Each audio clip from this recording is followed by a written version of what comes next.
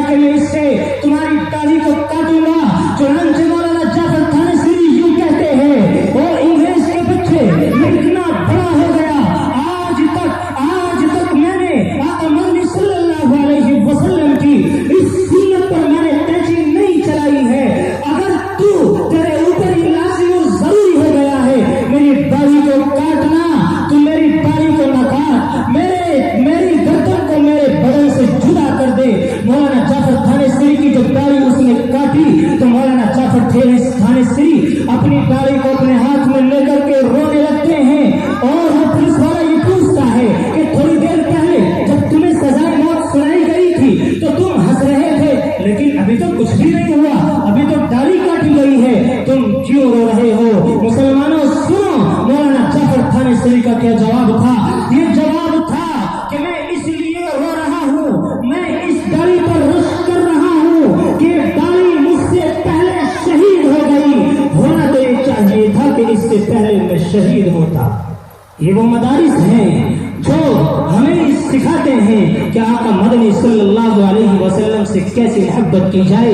یہ وہ مدارس ہے جو آپ کے بچوں کو یہ بتاتے ہیں، یہ وہ علماء ہیں جو آپ کے بچوں کو یہ بتاتے ہیں، اے لوگوں، اے مسلمانوں، آقا مدنی صلی اللہ علیہ وسلم سے محبت کیجیے۔ ایک چھوٹا سا بچہ ہے، ایک مدرسے میں پڑھتا ہے، استاد محترم اس بچے سے کہتا ہے کہ بیٹا کہو، وہ نبیوں میں رحمت لقب پانے والا، وہ نبیوں میں رحمت لقب پانے والا، مراد غریبوں کی بر لانے والا، وہ بچہ کہہ رہا ہے وہ نبیوں میں رحمت لقب پانے والے، مراد غریبوں کی بر لانے والے۔ استاذ کہہ رہا ہے وہ نبیوں میں رحمت لقب پانے والا، مراد غریبوں کی بر لانے والا۔ صرف والا اور والے کا فرق ہے۔ اس مدرسے میں کوئی پروگرام تھا، لیکن استاد محترم اس بچے کی مشق کراتے رہے، اس بچے کو سکھاتے رہے، لیکن جب وہ بچہ اسٹیج پر گیا تو جا کر کے اس نے پھر بھی یہی کہا وہ نبیوں میں رحمت لقب پانے والے، مراد غریبوں کی بر لانے والے۔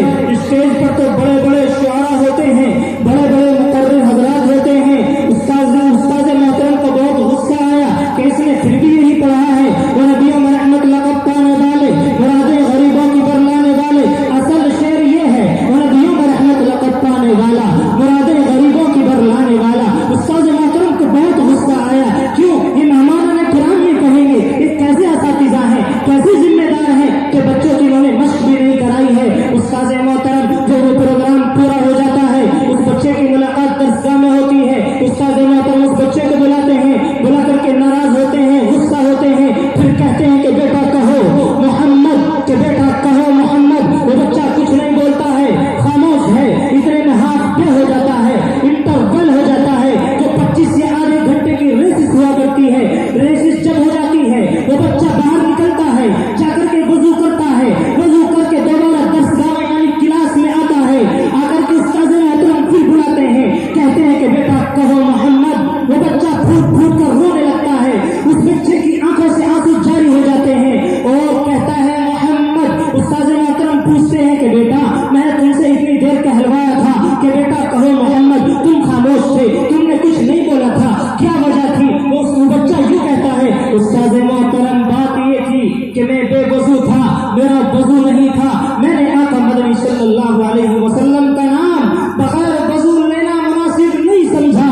یہ وہ مدارس جو آپ کے بچوں کو یہ سکھاتے ہیں۔ استاد محترم نے پھر پوچھا کہ بیٹا جو میں نے تمہیں یہ پڑھوایا تھا وہ نبیوں میں رحمت لقب پانے والے، مراد غریبوں کی بر لانے والے، تو تم نے والا کیوں کہا تھا، والا کیوں نہیں کہا، والے کیوں کہا تھا؟ استاد محترم سے بچہ کہتا ہے استاد محترم میں نے اس لیے کہا تھا کہ میرے والد محترم نے، میری والدہ محترمہ نے مجھے یہ سکھایا تھا کہ بیٹا بڑوں کا نام ادب سے لیا کرتے ہیں، بڑوں کا نام بے ادبی سے نہیں لیتے۔ استاد محترم اس سے بڑا کون انسان ہوگا؟ آقا مدنی صلی اللہ علیہ وسلم تو دنیا کا سب سے عظیم انسان ہے، دنیا کا سب سے بڑا انسان ہے، دنیا کا سب سے افضل انسان ہے۔ اس لیے